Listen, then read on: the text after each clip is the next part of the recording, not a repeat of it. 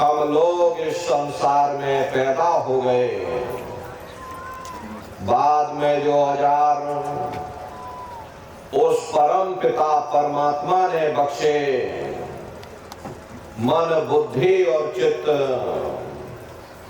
उससे जब हमारे अंदर चेतना आ गई तब हमारा नाम पड़ गया, कर्म के अनुसार हमारी जाति बन गई।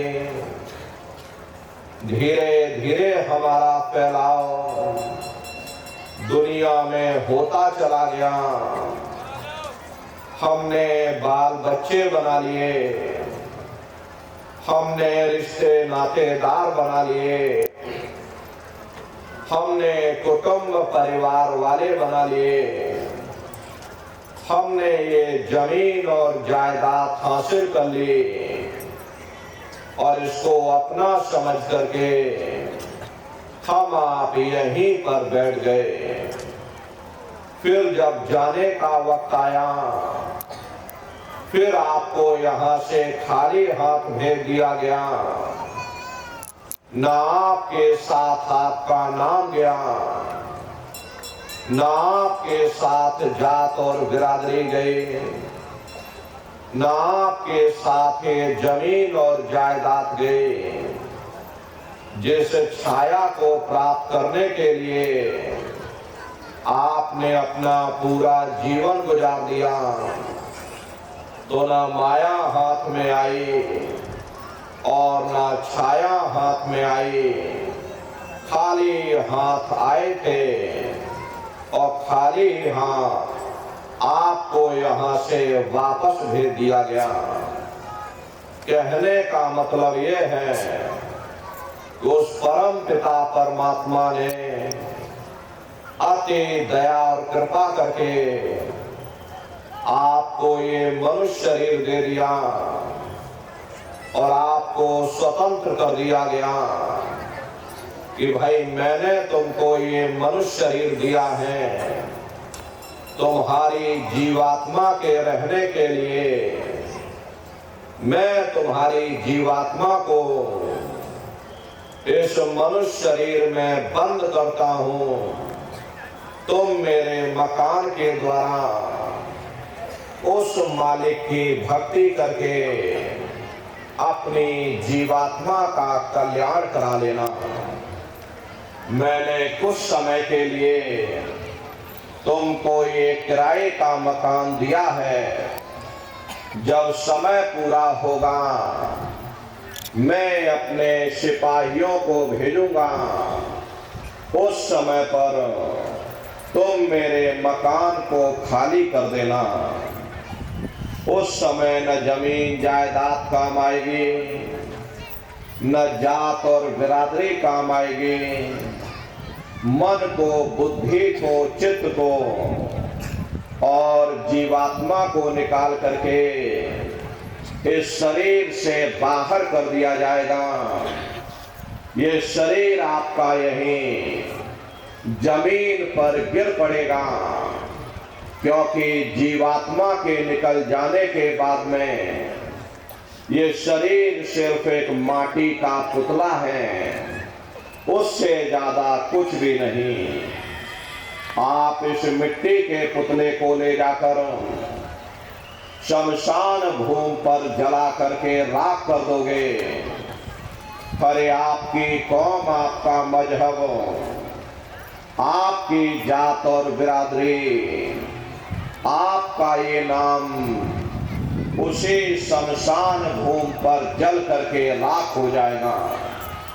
जिस जात और बिरादरी के लिए हम लोग लड़ते झगड़ते थे, जिस धन दौलत को पाने के लिए हमने आपने न जाने कितने बुरे खोटे कर्म किए, तो मौत के समय में ना ये जात और बिरादरी काम आई, ना ये धन दौलत काम आया, सब कुछ हमारा यही छूट गया। और जीवात्मा को ले जाकर ऊपर धर्मराज की कचहरी में पेश कर दिया गया। पलक झपकते ही तुम्हारे अच्छे बुरे कर्मों का हिसाब किताब हो जाएगा। धर्मराज तुमको सजा सुना देंगे, ले जाओ इनको फलाने नरक में डाल दो, क्योंकि मैंने इनको मौका दिया था, मैंने इनको मनुष्य शरीर दिया था कि अब की बार गीता रामायण को पढ़ करके, उन धर्म पुस्तकों को पढ़ करके, किसी संत महात्मा की खोज करके, उनके बताए हुए रास्तों पर चल करके, उस मालिक की भक्ति करके अपनी जीवात्मा का कल्याण करा लेना। इस उद्देश्य के लिए मैंने इनको मनुष्य शरीर दिया था, लेकिन इन्होंने अपना उद्देश्य पूरा नहीं किया। जब जब ये मनुष्य शरीर में आए, कभी इन्होंने विचार ही नहीं किया कि आखिर ये मनुष्य शरीर हमको क्यों मिला, क्या इसका उद्देश्य है, मरने के बाद हम कहाँ जाएंगे, हमारे बाल बच्चे कहाँ जाएंगे, हमारे रिश्ते नातेदार कहाँ जाएंगे, और कैसे इनकी जीवात्मा का कल्याण होगा। ये पराविद्या महात्माओं की पराविद्या है। हम आप इस जड़ संसार में फंस करके उस पराविद्या से अनभिज्ञ हो गए और अपने उद्देश्यों को भूल गए, अपने वादे को हम आप भूल गए। वो वादा जो हमने आपने माँ के घर में किया था, जब माँ के घर में हम आप उल्टे लटके हुए थे, सिर हमारा नीचे था, पैर हमारे ऊपर थे, उस समय परमात्मा से वादा किया कि हे परमात्मा, इस बार हमको मनुष्य शरीर दे दो, हम भजन करेंगे, भक्ति करेंगे, हम अपनी जीवात्मा का कल्याण करेंगे।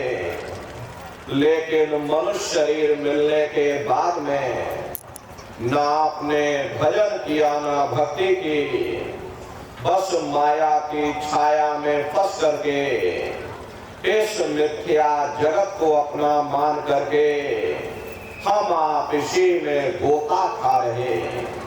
हरे नर नारियों, इस दुनिया में हित मित भाई बंधु, रिश्ते नातेदार, कुटुंब परिवार वाले, इनमें से कोई भी चीज तुम्हारी जीवात्मा को इस अधोगति से बचा नहीं सकती।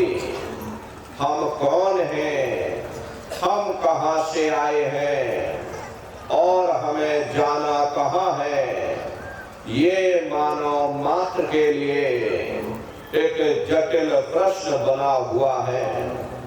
इस प्रश्न का हल तब तक नहीं होगा जब तक इस धरा भूमि पर कोई संत महात्मा फकीर न मिल जाए। इसीलिए वह मालिक अति दया और कृपा करके संतों महात्माओं को इस धरा धाम पर भेजते हैं। संत महात्मा फकीर यहाँ पर आकर के हम जीवों को समझाने की कोशिश करते कि भाई हम आए वही देश से जहां तुम्हारा धाम, तुमको घर पहुंचाना एक हमारा काम।